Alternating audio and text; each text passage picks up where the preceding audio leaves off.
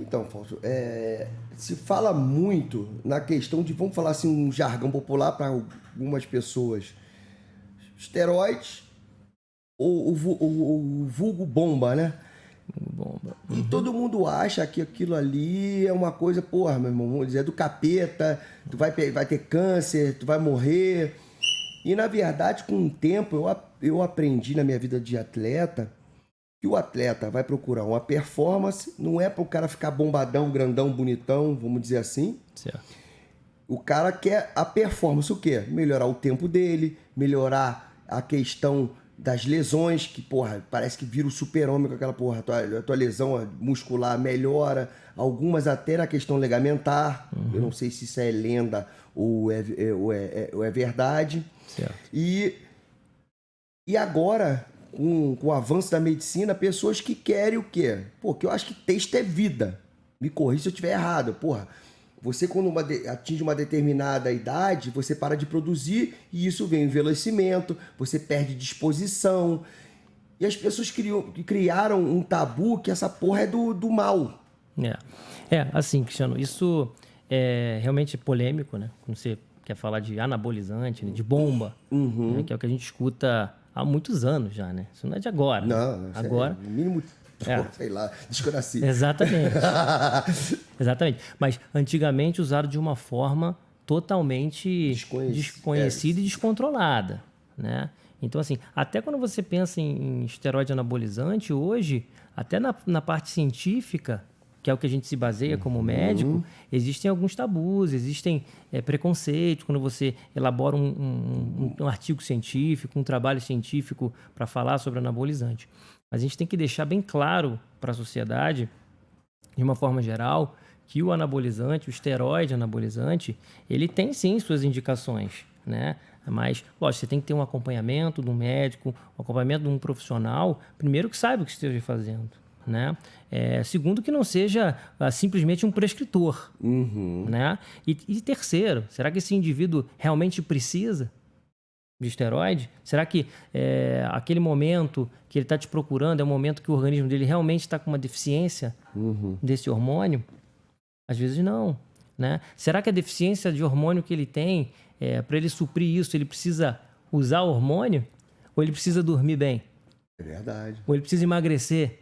Ou ele precisa diminuir o estresse dele? Ele precisa comer melhor? Então, assim, é multifatorial o problema, né? O famoso cortisol, né? O famoso cortisol também, que também é outro tabu, né?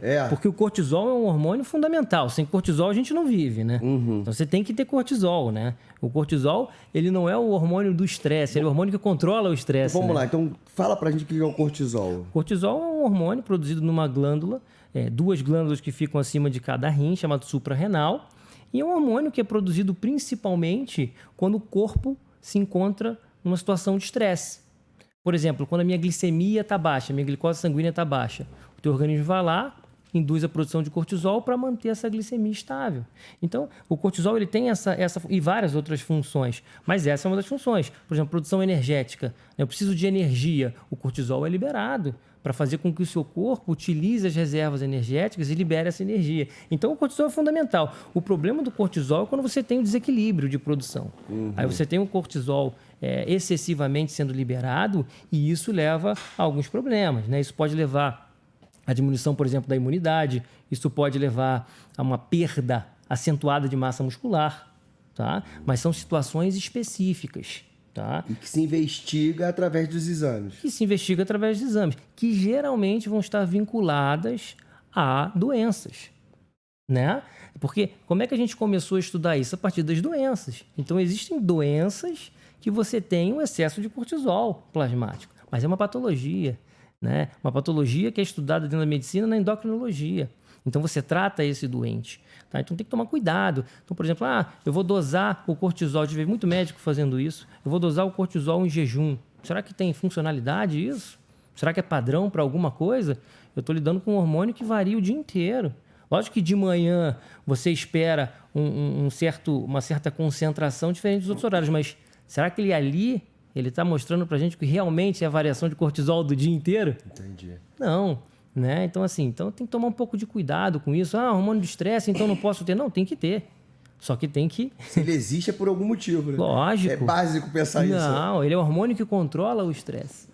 E se você não controlar o seu estresse, você tem desequilíbrio, você fica doente. Quando de química morre do coração, tem uma porrada de coisa que se encadeia, né? Exatamente. Né? E me diga uma coisa, Fábio, vamos fazer de uma maneira simples assim. Os hormônios, eles foram sintetizados, no caso, para que finalidade? Finalidade de controle e tratamento de patologias, de doenças. Todos esses hormônios utilizados, os esteroides, eles são cópias farmacológicas da testosterona. Então, o que o cientista fez? Ele pegou um hormônio, né, dentro de um laboratório, sintetizou a testosterona, copiou a testosterona, e a partir desse hormônio, seja oxandrolona, estanozolol, qualquer um desses, tá?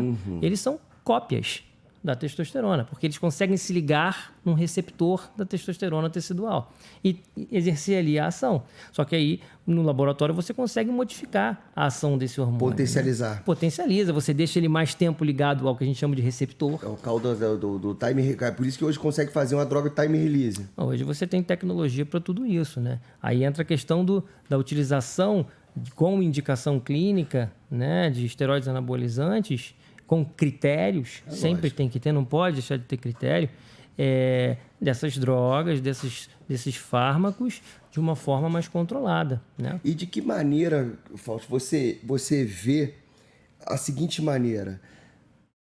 Hoje existem vários, como a gente sabe, vários hormônios. Vamos lá.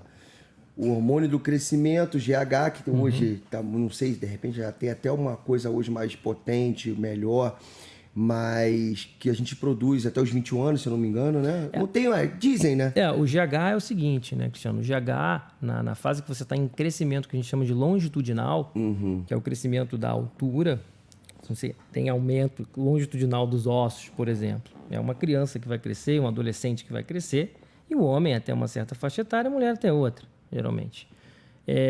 Isso é diferenciado pelo gênero, né?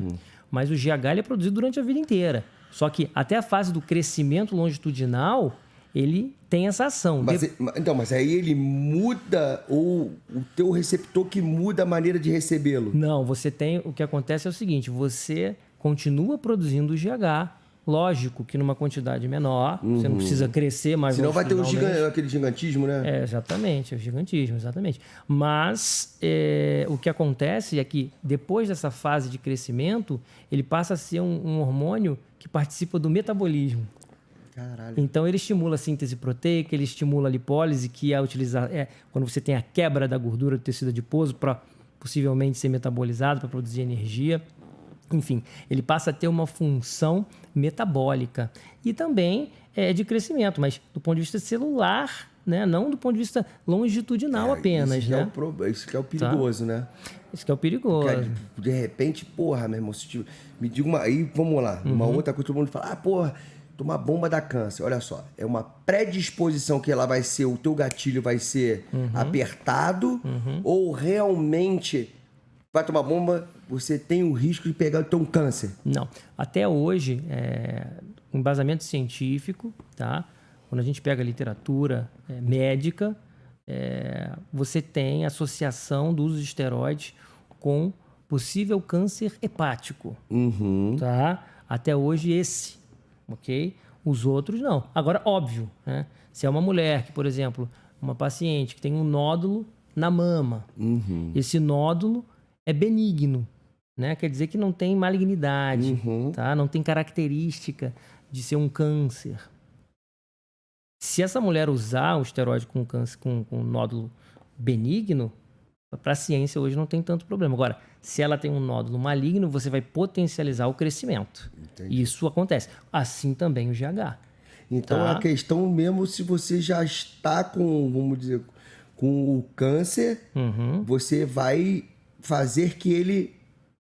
que ele aumente a proliferação celular, né? Porque imagina, Cristiano, se você tem... Mais com o hormônio, com a testo, ou com o GH, ou os dois...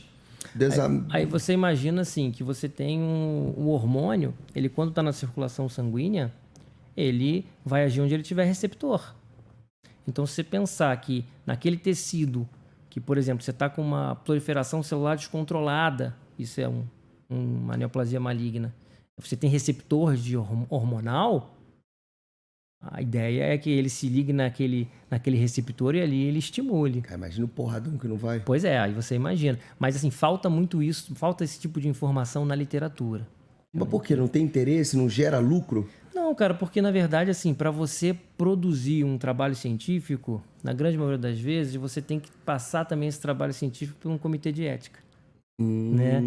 E o comitê de ética muitas vezes não vai, não libera, e tem, lógico, tem as suas razões, tá? Eu não sou contra, ele tem as suas razões, em bloquear certos estudos, né? Porque você colocaria a saúde de um paciente em risco, por exemplo. Ah, entendi. Não, entendeu? Então, por esse lado da questão de testes. Exatamente. Você não pode colocar a saúde de ninguém em risco. Faz sentido. Porque, da mesma maneira, não fazer um estudo desse, de como se era usado hoje, como se é natural, isso aí, meu irmão, é também fechar os olhos. Exatamente. Porque pela questão que vão usar tendo estudo ou não, como a gente sabe, né? Exatamente. Agora, veja bem, olha esse exemplo que eu vou te dar. Então, a gente, por exemplo, você perguntou de quando foram lançados os esteroides para uso em patologias. Por exemplo, no câncer, você tem a caquexia, né? Que é a magreza extrema do indivíduo. Então, imagina, você tem ali indivíduos uma magreza extrema. Eles precisam aumentar o volume corporal, ganhar massa muscular. Até é questão de energia. Lógico, né? Se manter em pé, né? Força, né? O osso quebra, né? Você tem uma fratura óssea andando. Antes de cair, acontece. Enfim. Mas, nesse caso, seria interessante. Por exemplo, você tem os doentes, os indivíduos, e ali você suplementa com algum esteroide, e ali você tem um estudo que provavelmente vai ser aceito. Agora, vamos entrar dentro de uma academia, vamos fornecer testosterona? Não. Aí o comitê de ética não vai, porque os esteroides anabolizantes, querendo ou não, você tem a chance e a probabilidade, medicina quase tudo é probabilidade, né? Dos efeitos colaterais, né? Que podem ser efeitos leves, desde a acne, né? A queda de cabelo, que é a calvície, e até mesmo efeitos mais graves, né? Como lesão hepática e etc. Mas muda a quantidade também ou vai de cada indivíduo? Não, vai de cada indivíduo e também de acordo com a dose dependente.